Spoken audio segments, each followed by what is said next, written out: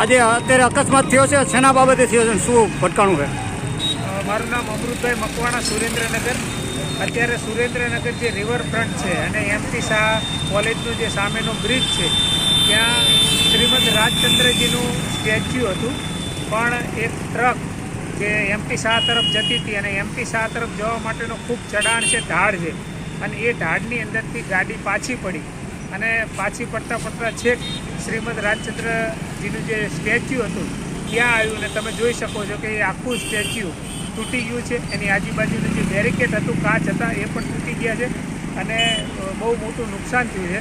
Shrimad રાજચંદ્રજીનું statue વચ્ચે છે અને આ ટ્રક દ્વારા એ તૂટી ગયું છે. અને ટ્રક જે ચલાવતા હતા એ માણસે પોતાની ભૂલ સ્વીકારી છે કે ભાઈ ટ્રકમાં એ પાછી પડી ઢાળના કારણે, અને એ પોતે પોતાની ભૂલ સ્વીકારી છે કે ભાઈ મારો વાંક નથી, પણ આવી રીતે ટ્રક પાછી પડવાથી આ સ્ટેચ્યુ તૂટી ગયું છે.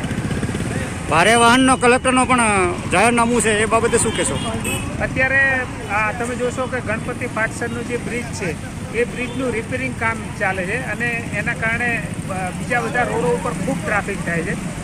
કલેક્ટરશ્રીનું જાહેરનામું છે કે જે ટ્રક છે, ઓવરલોડ વાહનો છે, ડમ્પર છે, એને જે ડાયવર્ઝન આપવું જોઈએ એ ડાયવર્ઝનની જગ્યાએ આ ટ્રક છે એ ગમે ત્યાંથી પસાર થાય છે, એટલે જાહેરનામાનો પણ આ લોકો ભંગ થતો આપણને જોવા મળે છે.